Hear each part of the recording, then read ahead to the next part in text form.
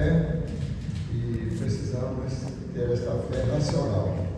Diz assim, 1 Pedro 3,15: Antes, santificai a Cristo como Senhor em vosso coração e estáis sempre preparados, sempre prontos para responder com mansidão a esperança que há em vós. Na outra versão, a razão da vossa fé. Pai, muito obrigado por essa manhã, por esse encontro aqui, Senhor. Pai, eu te agradeço pela sede que a Pedro tem pela palavra de Deus. Pai, eu te agradeço pela comunhão que é entre nós, o respeito mútuo, esta amabilidade, e isso tudo tem feito muito bem e nos tem abençoado. Pai, eu quero te pedir pela série de conferências, por ocasião do aniversário da igreja. Pai, eu quero que o Senhor, se for da tua vontade, venha despertar em nós o ardor missionário, o desejo de ganharmos outros para Jesus, de levarmos a tua palavra e trazendo de volta aqueles que estão, como filho pródigo, estão longe da tua casa, longe do Senhor, do teu evangelho. Pai, nós queremos fortalecer esse time espiritual. Sabemos que a vitória é garantida, mas o Senhor pede que devemos rogar ao Senhor da Seara para que envie mais obreiros. Muito obrigado por esta manhã, me unge e nos unges, em nome de Jesus. Amém. Bom, dispensacionalismo ou dispensações ou divisões, períodos da teologia bíblica. Eu recebi aqui diversas perguntas e entrarei nela daqui a pouquinho. E os irmãos já estão liberados para pegar seus cafés, porque aqui é bem descontraído, é só você vai e pode sem conversar. Não é para comer, para conversar. Então os irmãos tomando um cafezinho, tranquilo, pode levantar, sem aquele comum. Não vai ser reverência, foi programado para ser assim mesmo, e enquanto isso, eu vou trazer uma ilustração. Então, o que significa dispensação? Aí eu fui no dicionário para ver o que significa. Teologicamente, já tinha minhas definições formadas, mas queria trazer também uma questão técnica. De acordo com o dicionário bíblico, dispensação é um substantivo feminino, ato ou efeito de dispensar. Aí, quando eu falei que o assunto seria esse, uma pessoa falou assim: o que vai haver? A igreja vai dispensar alguém? E aí perguntar, vamos da fé, dispensação que vai dispensar? Então, na realidade, dispensação é ato ou efeito de dispensar, é dispensa, mas também ato ou efeito de distribuir, dividir e repartir. Então vamos usar a segunda parte do significado de dispensação. Não é dispensar no sentido de deixar de lado, mas dispensar no sentido de dividir, no sentido de repartir. Então nós vamos hoje dividir ou repartir as dispensações teológicas por períodos. Mas, como disse, recebi algumas perguntas. A primeira pergunta: o que seria essas dispensações? Então, o que eu vou falar já está definido: ato ou efeito de distribuir, dividir ou repartir. Seria organizar, dividir, repartir as dispensações teológicas no Velho e no Novo Testamento, desde a formação do cano até agora. Uma segunda pergunta: qual a aplicabilidade delas para nós? Bom, nós temos diversos tipos de estudos de dispensações. Vários deles eu vejo muito sentido, outros não vejo sentido. Mas o assunto em pauta hoje fortalecer a nossa fé, para que possamos responder como mansidão. Qual é a pessoa brava? É a pessoa que não tem convicção, não tem argumentação. Você vai conversar com uma pessoa, quando ela pede argumentação, ela ganha no grito. Porque tem mais que falar no sentido lógico. Pedro vai dizer que devemos responder com mansidão a razão da nossa fé. Por que nós queremos? Eu vou trazer, não sei se no próximo tempo não, a nossa estrutura teológica, a confissão de fé, a declaração de fé. Por que declaração de fé e por que confissão de fé? Não poderia ser uma coisa só? Não, não é uma coisa só, complementa a outra, porque está visando essa estrutura de fé para respondermos com mansidão a razão da nossa fé. A terceira pergunta: qual o significado de dispensação na teologia?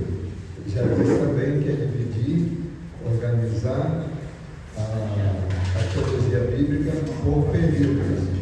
Vocês vão ver a diferença que faz para quem tem uma mente organizada dentro das dispensações teológicas e quem não tem. Vai até dar origem à heresia ou defender a heresia, ou se aluga a heresia. No caso, a pessoa que não tem essa mentalidade organizada dentro das dispensações teológicas, com facilidade vai errar. Por exemplo, temos igrejas realizando hoje coisas que eram do Velho Testamento. A realização dos cultos, a sua liturgia. Por que realizam? É porque não organizaram as dispensações teológicas. Certamente não estou errando o erro da razão, mas errando o erro do sentido. Perdoe-lhes porque não sabem o que fazem. Quais são as 5 dispensações? Não são só 5. Se formos fazer uma pesquisa, a gente encontra até 7 dispensações. Né? E quais são, já estava a quinta pergunta, quais são as 7 dispensações bíblicas? São boas, mas não alcançam, são 2 pontos que estão no estudo de hoje. Mas vale a pena você estudar conhecer essas 7 dispensações que já abrangem as 5.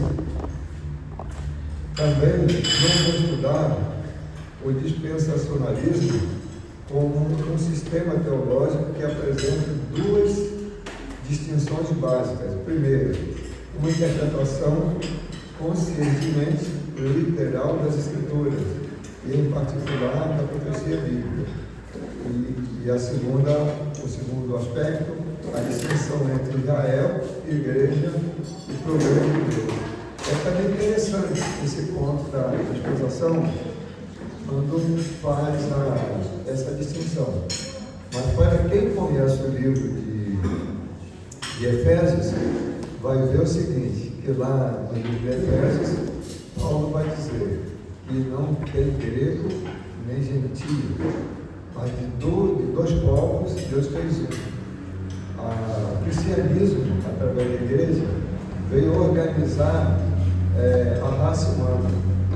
Em Cristo nós somos um. O Evangelho de Cristo, ele é unitário. E isso aconteceu na terceira dispensação, e está acontecendo até os nossos dias. Também não vou seguir a linha teológica atribuída a John Nelson Darby, quando afirma que o dispensacionalismo é uma perspectiva escatológica atribuída que ganhou popularidade nos Estados Unidos a partir da segunda metade do século XX. Então, no século XIX. Também não vou seguir essa linha de pensamento de Darwin.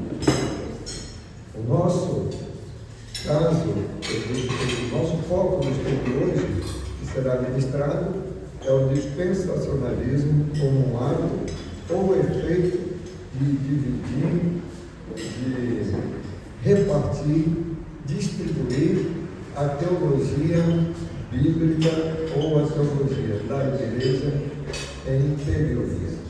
Aí sim, poderíamos falar sobre 4 períodos. Por que eu falo a questão da teologia da igreja, teologia bíblica?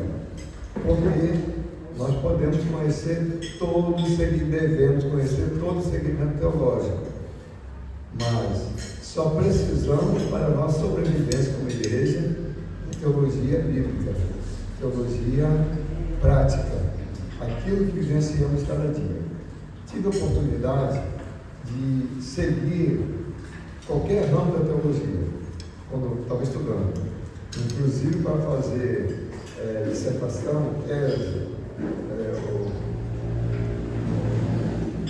eu pude escolher qualquer ramo, mas desde o meu bacharelado até a pós-graduação, pós-doutorado em teologia, eu só estudei teologia bíblica, teologia prática. Por quê? No dia do juízo, eu não prestarei contas daquilo que Deus não me chamou, mas certamente irei prestar contas daquilo que Deus me chamou.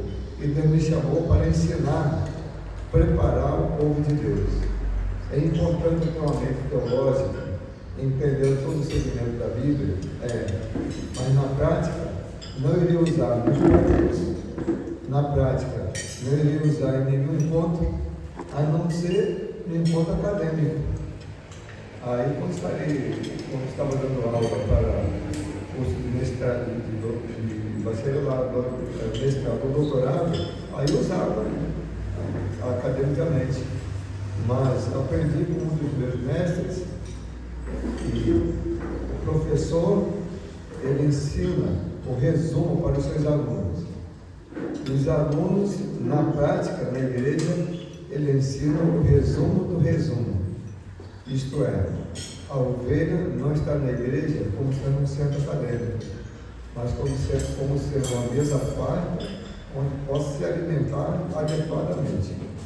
Por exemplo, você toma um medicamento, acabei de tomar agora. Ali é o supra-sumo que a medicina chegou e seria o suficiente para controlar a minha pressão, para trazer a minha saúde. Eu não vou lá na fonte pegar de forma bruta, mas foi compilado, foi estudado, foi manipulado até chegar na fórmula que eu possa consumir e me abençoar diretamente, na medida certa. Então não adianta trazer para a igreja os produtos separadamente, só vai causar problema. Precisamos formar uma mentalidade teológica de forma que a teologia venha fortalecer a nossa fé e estejamos firmes para responder à razão da nossa fé. E eu acredito que hoje a gente vai poder ver sobre isso.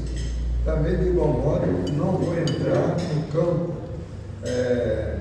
da teologia das 7 dispensações, que vai falar sobre a dispensação da inocência. É um trabalho bom. É o período que o homem está inocente, é uma dispensação. A dispensação da consciência, a dispensação do governo humano, a dispensação da promessa, a dispensação da lei, da graça, do milênio. Eu vou ficar apenas com os últimos 3, que é a dispensação da graça, a dispensação da lei e a dispensação do milênio, mas sem nenhuma tendência escatológica, a não ser aquela que, ao meu ver, está claro e patente na palavra de Deus. Quero declarar que, no sentido da palavra, não sou dispensacionalista, porque todos os dispensacionalistas necessariamente pré-milenistas, mas nem todos os pré-milenistas são necessariamente dispensacionalistas. Então, eu não me rodo, não quero me rotular. Em 2 matérias, eu nunca entrei assim, tomando uma posição. porque eu sei que existem imagens na Bíblia para qualquer tipo de pensamento, para qualquer argumentação. Você vai na teologia, você vai ver que dispensacionalista, pré-dispensacionalista, pós, e você vai ficar uma loucura, você vai ficar a vida toda conversando a troco de nada. No final, no sentido prático, não vai valer nada, não vai acrescentar nada à nossa fé cristã.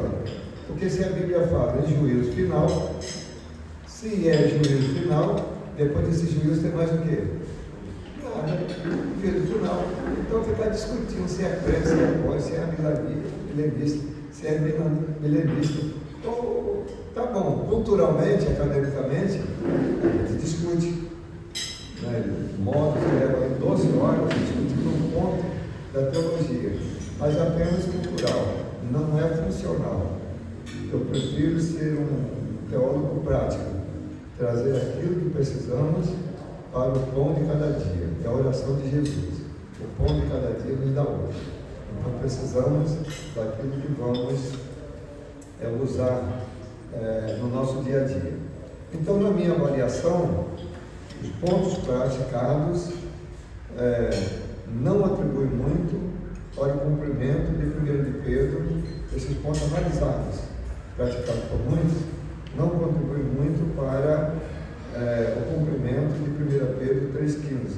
Antes, santificai a Cristo como Senhor, em vosso coração estáis preparados, sempre preparados, para responder com mansidão, temor, ou a razão, com temor e mansidão, é a razão da esperança que é em vós, a razão da vossa fé.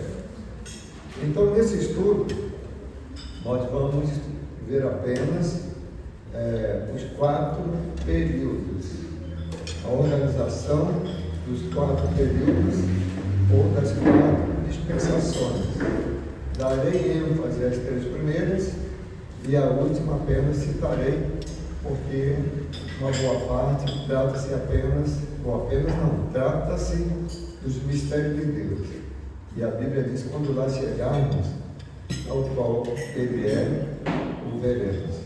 E aquilo que não subiu à mente do homem, nem desceu ao seu coração, foi o que Deus preparou para nós.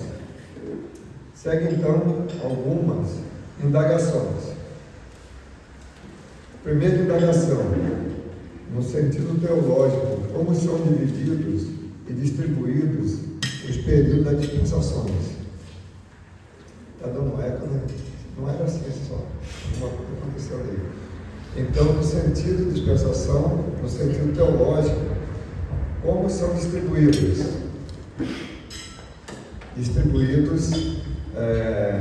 Esses períodos das dispensações. Segunda indagação, qual o objetivo desse estudo?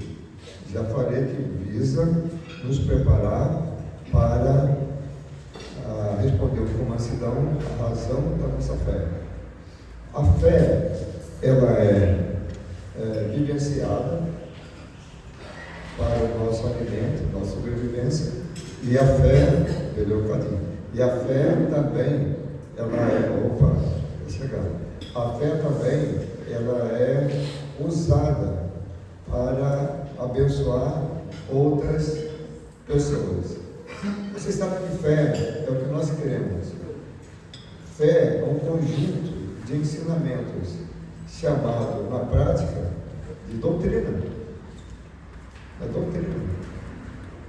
Cada denominação, até as seitas, tem um conjunto de fé. No que eles acreditam. E não entrarei nessa parte da fé prática, porque a fé doutrinal, porque é um assunto que a gente pode fazer um café com Bíblia, não vai dar nem para fazer num só. E a terceira pergunta: em que esse estudo poderá contribuir para melhorar minha vida cristã? O que vai contribuir para isso? Então vamos começar com as considerações visando ser respostas para essas indagações. Primeira consideração: quem não compreende os períodos ou as dispensações da teologia prática, com mais facilidade poderá cometer erros doutrinários. Repito: quem não compreende os períodos ou as dispensações da teologia prática, com mais facilidade vai cometer erros doutrinários. Então, esse estudo serve de profilaxia, de blindagem para a nossa fé no sentido de heresias.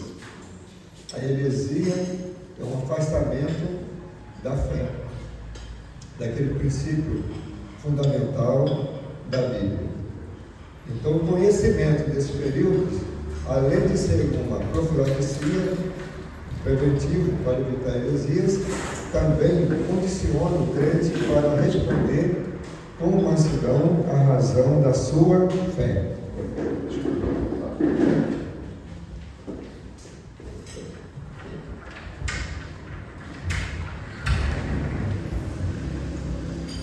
Responder à razão da sua fé. 1 Pedro 3,15, que devemos santificar Cristo de coração, que estamos preparados para vivenciarmos e responder com mansidão à razão da nossa fé. Então, de forma objetiva, vamos entrar na matéria propriamente dita, que são os 4 períodos ou as 4 dispensações, ou a divisão teológica, também pode ser chamada de organização da teologia bíblica, teologia prática, da teologia da igreja, em 4 períodos. A igreja, ela não vive só no Novo Testamento. Ela vive, sobrevive do Velho e do Novo Testamento. Porque toda a Escritura, ela é divinamente inspirada. Houve até um tempo em que aos novos convertidos era aconselhado ler o Novo Testamento, priorizando o Evangelho de João. Depois ir para os outros evangelhos. Mas hoje, não adianta estar com esse discurso, porque vão lá no YouTube e vão pegar a teologia do Velho Testamento, do jeito que a pessoa quer pregar. Então eu creio que o rebanho precisa estar preparado. E onde estão, como encontramos, como organizamos as 4 dispensações? É necessário que vocês memorizem. A primeira dispensação é da criação do mundo até a vinda de Cristo. Então, o primeiro período da teologia prática está onde? Da fundação do mundo até a vinda de Cristo. A segunda dispensação, da vida de Cristo até a sua ascensão, sua volta ao Pai, que enviou o Espírito Santo. E a descida do Espírito Santo. Ali está a segunda dispensação. E a terceira, da vida do Espírito Santo até a volta de Cristo. Sobre essas 3, nós vamos argumentar. E a 4ª dispensação, após a volta de Cristo. Eu não irei argumentar muito, porque tem muita coisa para falar, mas o Apocalipse, Daniel e outros livros, Daniel é profético, Apocalipse é revelação das coisas futuras, e nem tudo está revelado para nós. Os mistérios de Deus não vão acontecer. Vamos então à primeira dispensação. A primeira dispensação, qual período? Da fundação do mundo até a vinda de Cristo. Olha só, no caso não dá certinho, com toda modéstia, não dá certinho o primeiro período. Qual é? Da fundação do mundo até a volta de Cristo. Segundo período, até a vinda de Cristo. Segundo período, da vinda de Cristo até a volta, a segunda dele, a ascensão aos céus.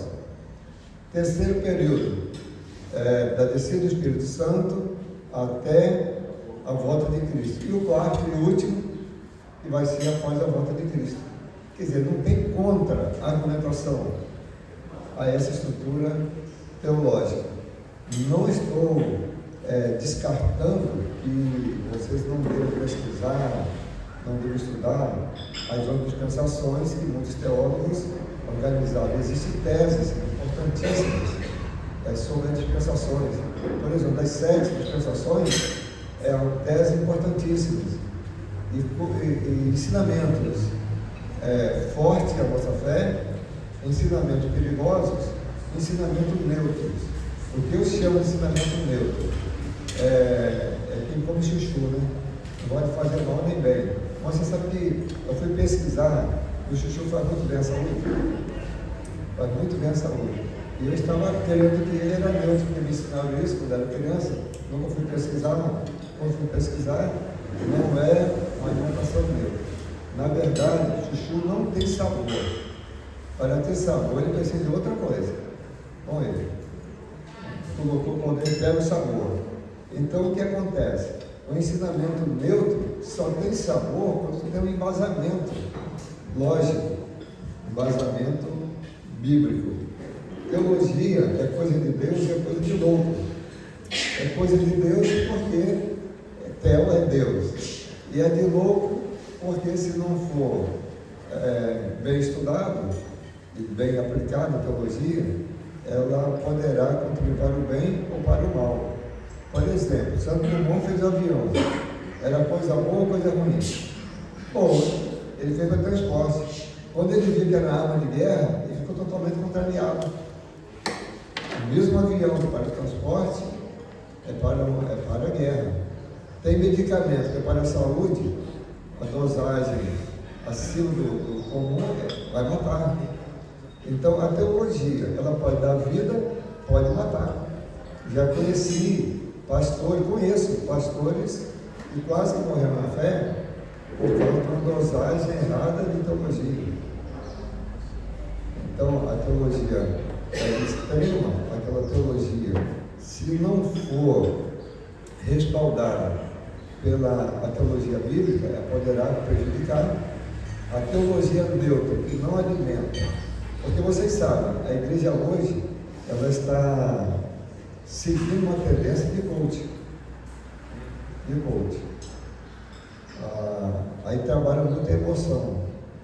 Mas a teologia foi criada para trabalhar a razão. A espada do Espírito é a palavra de Deus. Amém. Isto é, o Espírito Santo, Satanás trabalha na nossa mente para nos destruir. E o Espírito Santo trabalha na nossa mente para nos edificar. Aí a Bíblia é o nosso paradigma, referencial. Quando há necessidade, o Espírito Santo nos leva àquele referencial para nos defender, para nos abençoar. É muito mais bem-aventurado o cristão que tem muito referencial, muita Bíblia na cabeça. E o que não tem, ele não é tão feliz na vida cristã, porque ele tira o campo de ação do Espírito Santo. Ele tira o campo de ação do Espírito Santo. Então vamos à primeira dispensação, da fundação do mundo até a vinda de Jesus como Salvador.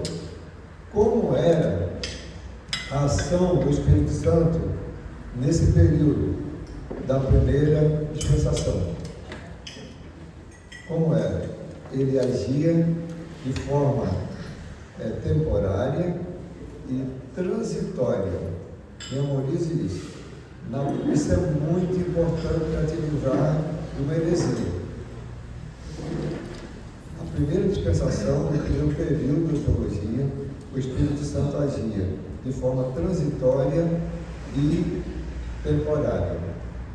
Ele usava pessoas capacitando-as para um determinado ministério ou uma determinada função, para realizar alguma coisa e também para a transformação do seu caráter. Aí Deus colocava o Espírito Santo. Deus Pai, Deus Filho, Deus Espírito Santo sempre existiram. Não é coisa do Velho e do Novo Testamento, do Velho e do Novo Testamento. Vamos abrir a Bíblia, lá em Êxodo 35, de 30 até o 33. Depois disse Moisés aos filhos de Israel: eis que o Senhor tem chamado por nome a Bezaleel, filho de Uri, filho de Ur, da tribo de Judá. E o Espírito de Deus encheu de sabedoria, entendimento e ciência em todo artifício, e para inventar invenções, para trabalhar em ouro e em prata e em cobre, e em artifício de pedras para encastar, e em artifício de madeira para trabalhar em toda a obra esmerada. Então, o Espírito Santo entrou nesse rapaz, Bezaleel, para quê? Capacitar, dar sabedoria. Aí está uma das funções do Espírito Santo no Velho Testamento, quando agia de forma temporária e transitória. O Espírito Santo não estava em todos, mas tinha pessoas capacitadas que recebiam o Espírito Santo para capacitação e, em outras vezes, em outras ocasiões, para moldar o caráter. Isto é, quando a pessoa fosse exercer uma liderança espiritual. No caso de Moisés, Saul, Davi e tantos outros. Por que Davi orou? Não retire de mim o teu Espírito Santo. E por que ele sentiu que o Espírito Santo foi tirado dele? Porque o Espírito Santo foi ali para moldar o caráter. O caráter dele foi deformado, ele perdeu a sensibilidade pelo pecado e o temor a Deus. Aí ele viu que ele estava prejudicado. Então ele clamou ao Senhor, lá no Salmo 51, que é o objeto do nosso estudo hoje. 1 Samuel 16, 13 e 14. Então Samuel tomou o vaso de azeite e ungiu no meio dos seus irmãos. E desde aquele dia em diante, o Espírito do Senhor se apoderou de Davi. Para quê? Moldar o caráter dele, capacitá-lo para a liderança. Então Samuel se levantou e se tornou a Ramá. O verso 14 vai dizer: e o Espírito do Senhor se retirou de Saul e o assombrava um espírito mau da parte do Senhor. Então, antes de Davi ser rei, quem tinha o Espírito do Senhor? Saul. Mas como estava o caráter de Saul? Deformado. E ele não estava correspondendo às expectativas. Deus fez o quê? Retirou o espírito de Saul e colocou sobre Davi. E permitiu que entrasse o espírito mau dele. E ele vivia assombrado com esse espírito. Então, vimos aqui, já vimos duas coisas. Na primeira dispensação, apresenta o Espírito Santo para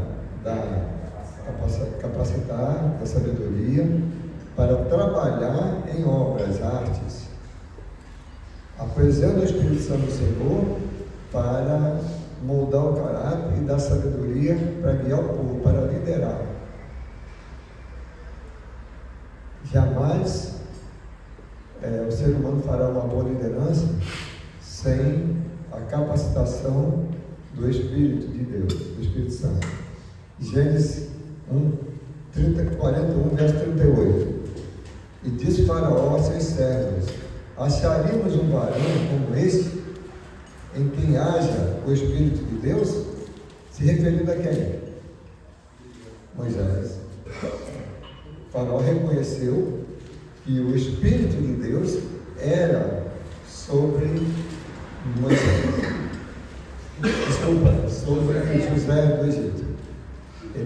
Ele reconheceu que o Espírito de Deus era com José do Egito. E eles sabiam que para liderar precisavam da presença, da unção e do poder do Espírito Santo. Número 27, 18.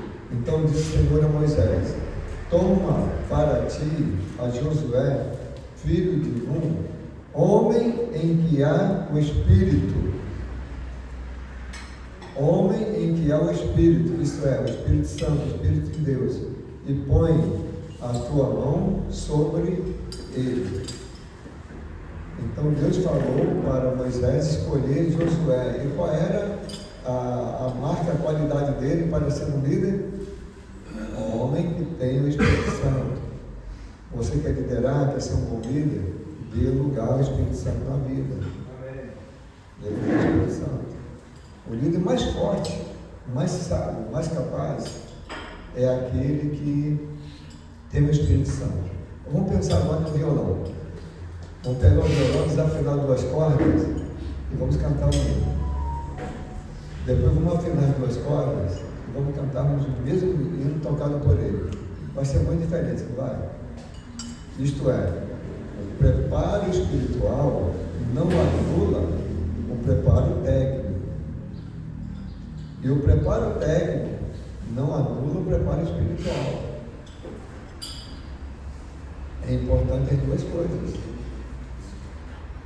Olha, Josué andou com Moisés muitos anos. Ele tinha toda a base de estadística, toda, sabia tudo. Só faltava o quê para liderar? O Espírito de Deus. E Deus falou para Josué, olha, para Moisés: pode ungir esse homem aí, porque ele está preparado, está pronto. Ele tem o preparo técnico e ele tem o preparo espiritual. Quando a gente ensina sobre a liderança de gestão eclesiástica, a gente chama de habilidades: habilidade técnica e espiritual. Um líder, um pastor pode ser muito espiritual. Se ele tiver habilidade técnica, ele vai afundar. Pode ser muito técnico, ter muita cultura, muito conhecimento de liderança e tudo isso, teológico, mas se não for espiritual, ele vai afundar. É necessário as 2 coisas. Quando nós começamos a implantar o sistema PGM, lá em Campos, aí tinha, já citei para a igreja uma vez ou 2 isso aí, tinha uma irmã que foi liderar um grupo, um PGM, um lugar chamado Parque Aurora, povoado grande, perto da pracinha, um lugar estratégico. E o PGM dela não crescia. Ninguém ia lá. Nem isso mais ou menos, depois o povo sumiu. Igual o caçador de Anum, de 10 só foi para 1. Então o povo sumiu. Ela, todas as reuniões, quando os líderes iam dar relatórios, ela dizia assim: meu povo ali é difícil, aquela praça é difícil. E sempre reclamando, era ela e o irmão que lideravam. E tinha um irmão amigo Paravidino, santo homem de Deus, e o ex-pastor Mardeval, que liderava uma em outro parque, em outro bairro. E crescia muito. E ele dava um relatório dizendo: olha, aí já vai multiplicar, porque nosso PGM cresceu, e muita gente se batizava, se reconciliava, também o PGM dele. E um dia ela riu e falou assim: pastor, eu queria estar no lugar do irmão Hamilton, porque onde eu estou é pedra dura. Eu falei: tá bom, irmão, vou orar, pedir sabedoria, eu vou resolver isso. Sabe o que eu fiz? Conversei com os líderes do Partido Maria, onde estava o Hamilton Paravidino, e troquei. Ela foi liderar o PGM dele e ele foi para o PGM dela. Não, mas não posso sair, que funciona na minha casa, então tá bom. Então vou arranjar outros líderes para o Partido Maria e ele vai, os 2 vão para o seu grupo e você vai ser assistente. Irmãos, chegou lá, o irmão dela se converteu, o pai dela se converteu, já deu de casa, na segunda reunião. A casa não cabia mais, aí nas reuniões, ela dizia: pastor, não está cabendo mais não. Eu não dizia nada, não precisava dizer. Por quê? Aquele PGM só precisava de uma pessoa com habilidades técnicas e habilidade espiritual. Irmãos, não tem como dar errado a obra de Deus, não tem como. Quando der errado, é porque, primeiro, pode ser que não seja da vontade de Deus, mas quando é uma coisa que é da vontade de Deus, no caso do PGM, na igreja, é porque tem falhas. Uma igreja cheia de membros, com muita habilidade técnica, mas se não houver habilidade espiritual, ela vai afundar. No mínimo, vai estagnar. Com muita habilidade espiritual, sem habilidade técnica, de igual modo, não vai dar certo. Não vai dar certo. Juízes 6, verso 34. Então o Espírito do Senhor revestiu a Gideão, o qual tocou a buzina e os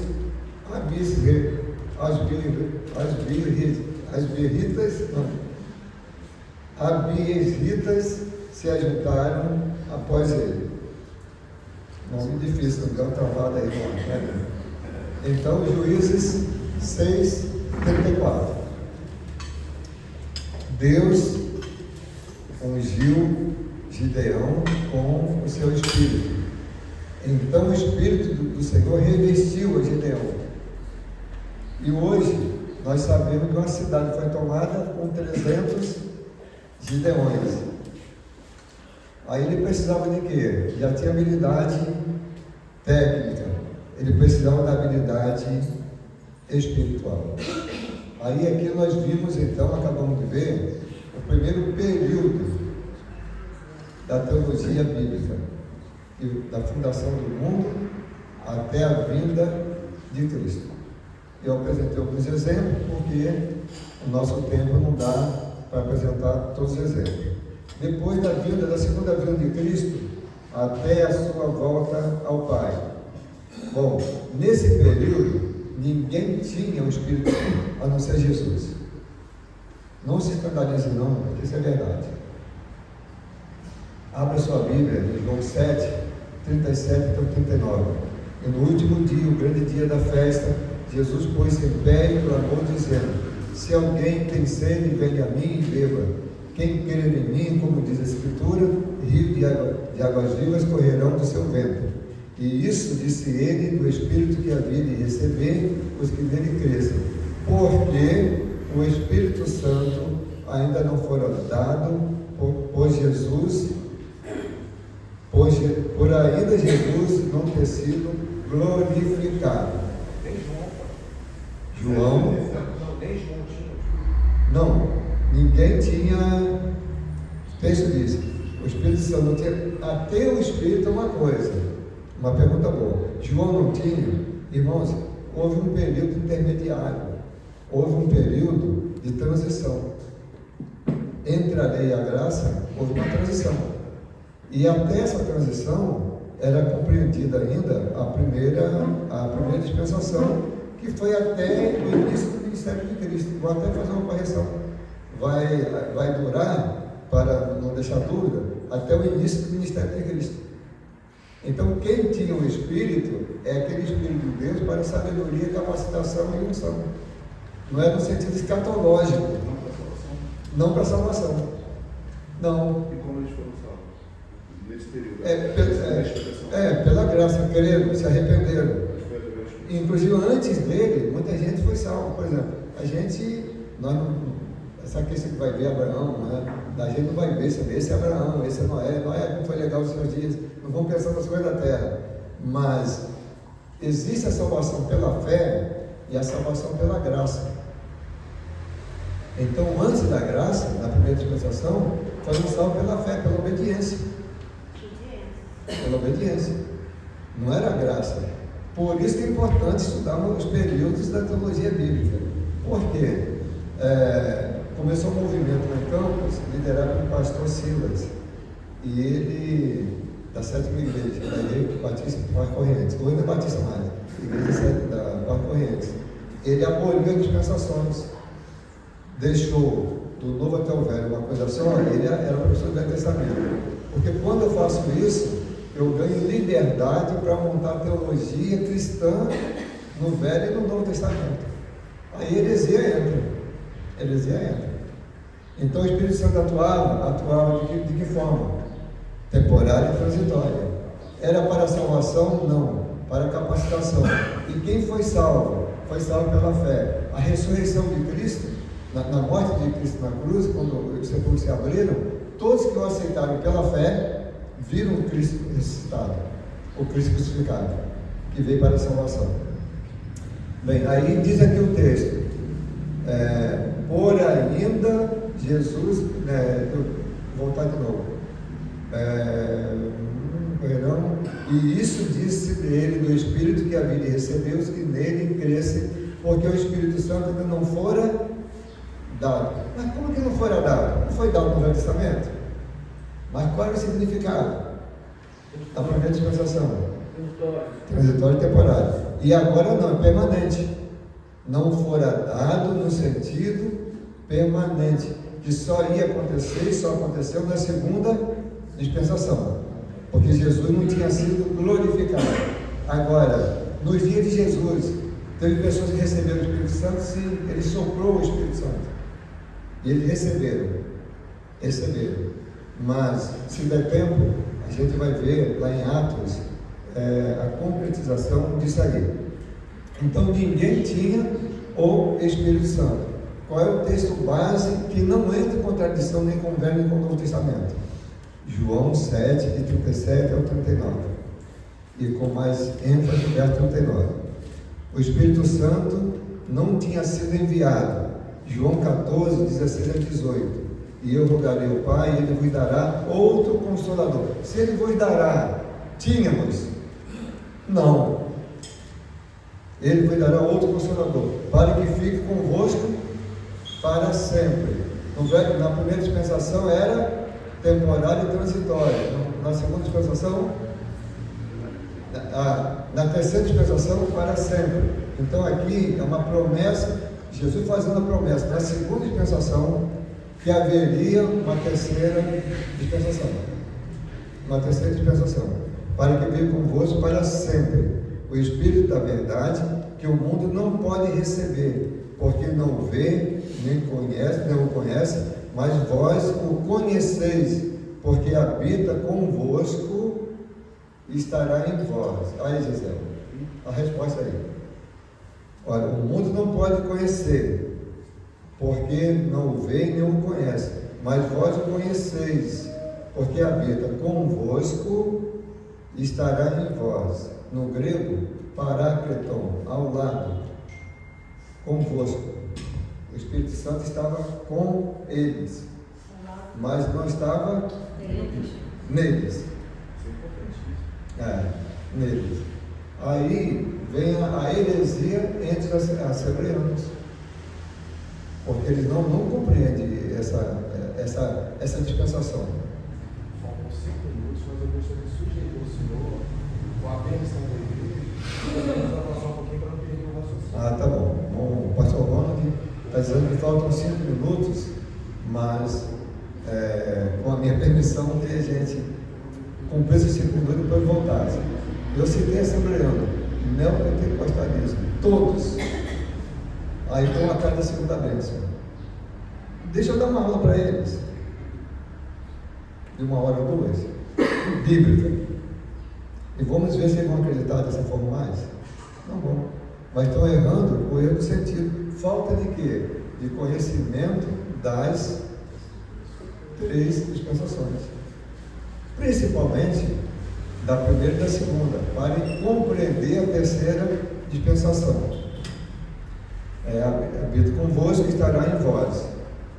Não vos deixarei órfãos, voltarei para vós, na pessoa do Espírito Santo. E no dia do juízo, ele irá voltar para buscar a sua igreja.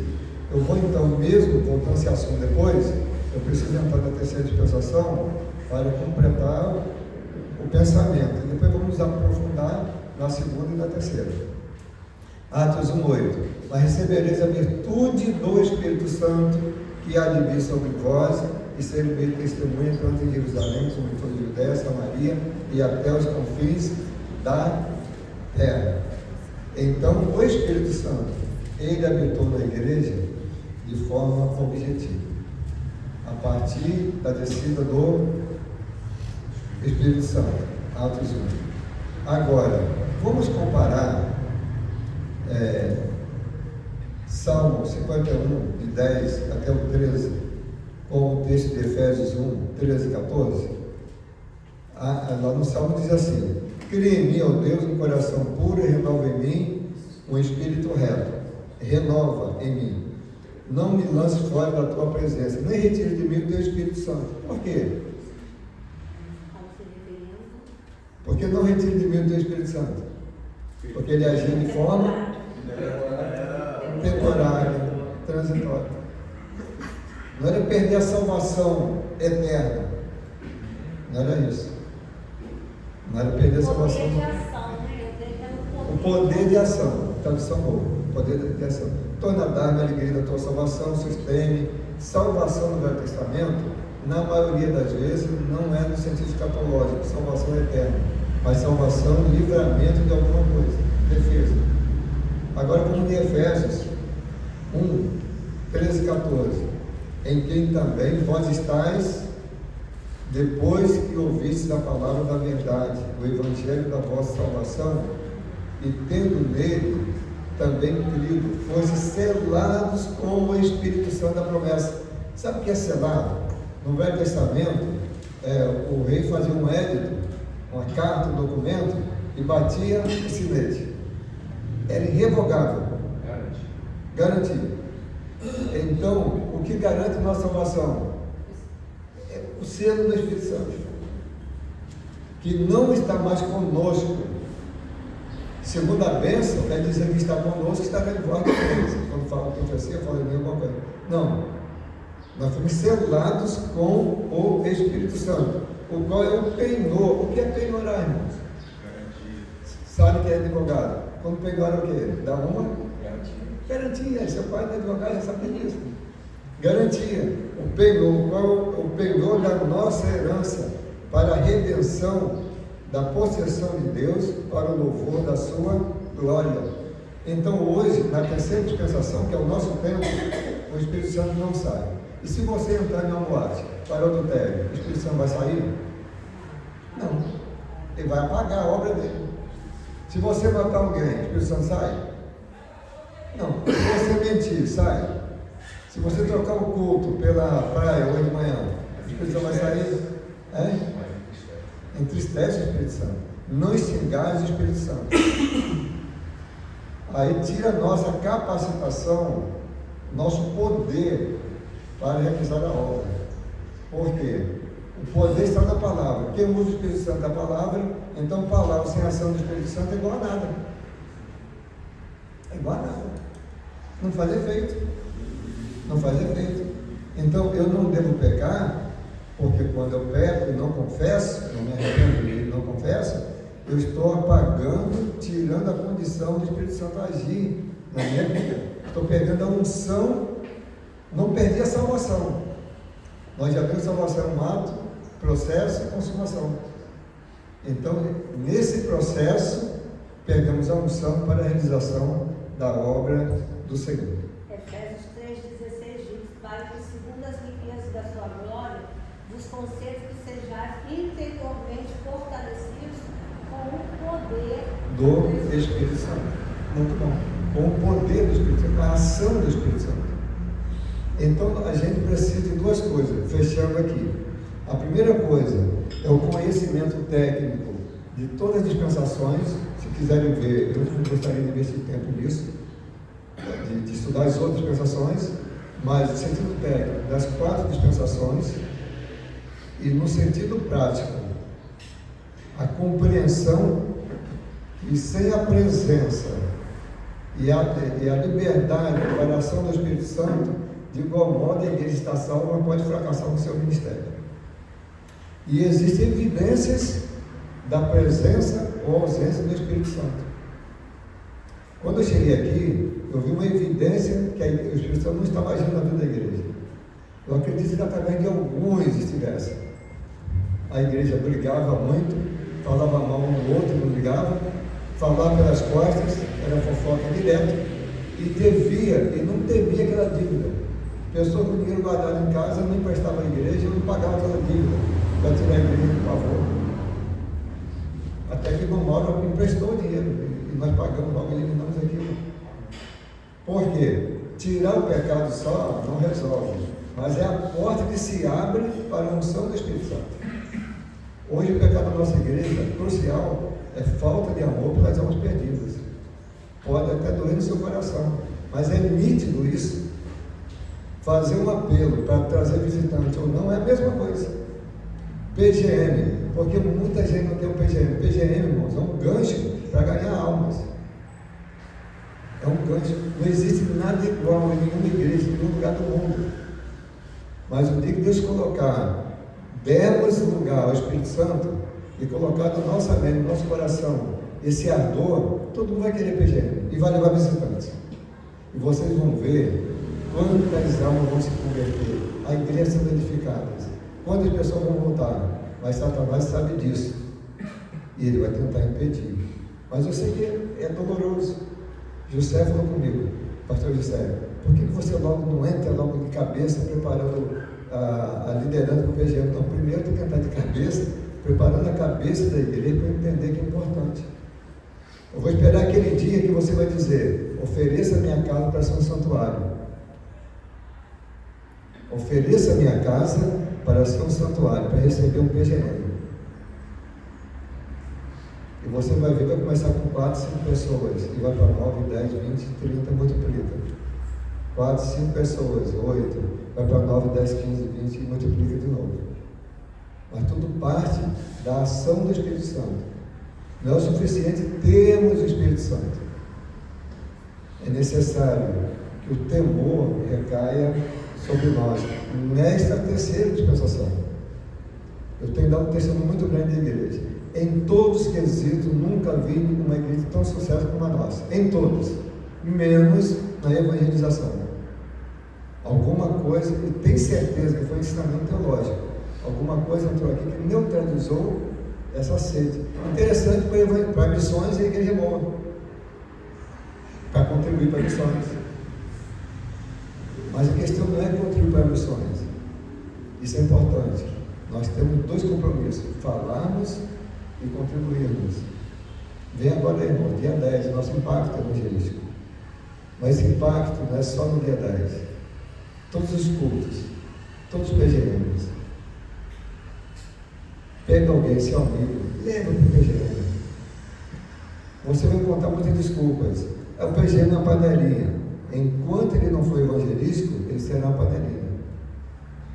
O dia se tornar evangelístico, ele não vai ser. Nosso PGM vai multiplicar agora em 3. Mas para chegar em 3, ele cresceu. Ele cresceu. E esses 3 se crescerem, vão multiplicar em 6. E se esses 6 crescerem, vão multiplicar em 18. Tudo assim, testado no mundo inteiro. Aí o seguinte: o que estiver impedindo, cada igreja tem uma realidade. Tem igreja que pode fazer um grande nome depois, outros fazer uma jantinha. O nosso sempre vai ter a jantinha. Mas já está comida com os irmãos, dá um biscoitinho. Se a questão é essa, vamos dar um biscoitinho, um cafezinho com biscoito, um rosca. O lanche precisa ter um pouquinho, porque a comunhão faz parte do PGM. Mas o importante, irmãos, é que a igreja entenda isso. E não é por força nem por violência. Nós temos a dispensação da graça, sendo mesmo testemunha tanto em Jerusalém como em toda a Judéia, Samaria, até aos confins da terra. Mas, só para nossa compreensão, são quantas dispensações que eu estou ensinando hoje? São quantas? 4. Primeira, qual período? A vinda de Cristo. A segunda, da vinda de Cristo até a descida do Espírito Santo. Da vinda de Cristo até a sua volta ao Pai. A terceira, da descida do Espírito Santo até a volta de Cristo. E a quarta, após a volta de Cristo, que vai ser a quebra da toma posse da bênção do passado, né? E para quem não se converteu, toma posse da maldição, né? Do passado. Que Deus nos abençoe. Palavra.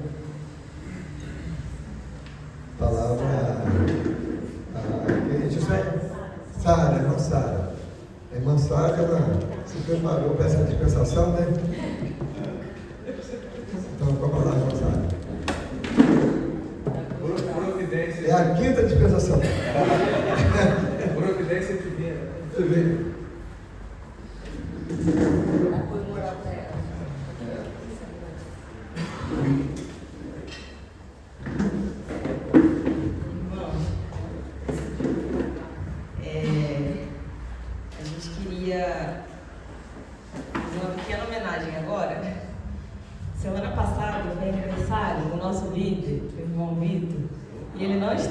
igreja domingo.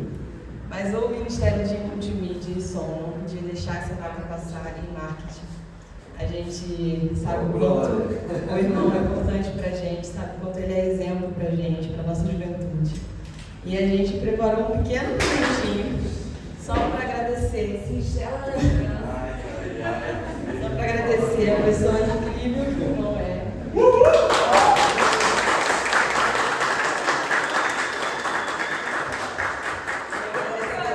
A Deus pela vida dele, pelo esforço, por tanto que ele trabalha pela nossa igreja, a gente vê o coração dele. E é exemplo para toda a nossa juventude e Deus abençoe muito. É um pequeno presentinho. E eu escolhi o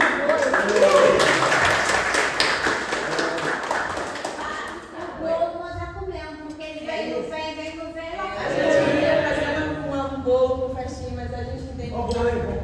Bebezinho,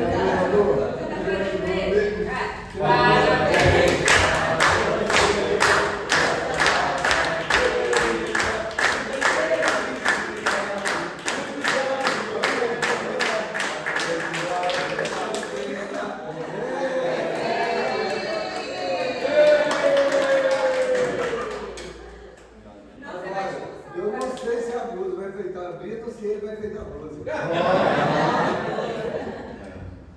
Acho que a blusa vai enfeitar. Esse é o meu ponto fraco, né? Esse é o meu ponto fraco. A emoção sempre realmente me incomoda. Obrigado pelo carinho dos irmãos. Isso é que eu falo.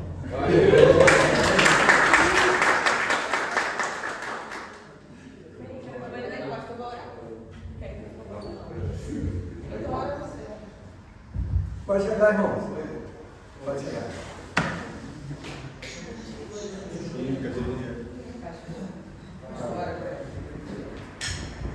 Ô Pai, eu quero te agradecer por esse quarto Café com Bíblia. Pai, se porventura alguma dúvida está pairando, o Senhor é Deus que revela, Deus que abençoa. E se porventura alguém está inquieto com alguma coisa, que possa me procurar individualmente para guardar o quinto Café com Bíblia, onde iremos esmiuçar no sentido doutrinário. Te agradeço por esse momento, também por esse momento de dedicação ao Pai, de carinho, de apreço, de reconhecimento pela vida do irmão Vitor. Nós te louvamos, te agradecemos por tudo que ele é, ó Pai, por tudo que ele faz também pelo Senhor, para o Senhor e através da tua igreja. Pai, que sejamos bênçãos cada dia na vida dele e que ele continue sendo bênção na nossa vida. Muito obrigado por ele, pela família abençoada. Quero te pedir pelo Rafael, a Jerusa, que ainda não se filiaram na igreja. Se tu queres que eles sejam plantados aqui, que sejam sensibilizados e mobilizados pelo Senhor. Abençoa a Laura, que no próximo domingo será apresentada aqui na tua igreja à noite, ó Pai. Obrigado por esse período de resguardo, quando Fernanda, toda a família está ali, de uma forma especial, cuidando dela nesse período necessário. E te agradeço também já pela apresentação e o testemunho que teu irmão Vitor irá dar pela mensagem que vem do Senhor no próximo domingo à noite. Abençoa, Deus, a vida do teu servo, e se for da tua vontade, o Senhor venha acrescentar a ele muitos e muitos anos de vida. Obrigado pelo Ministério da Multimídia que tomou essa decisão. Tua palavra diz: a quem honra, honra. Eles estão honrando o seu líder, que tem se dedicado, tem sido exemplo, tem trabalhado. Aceita a nossa gratidão em nome de Cristo. Amém. Amém. Parabéns, Sara.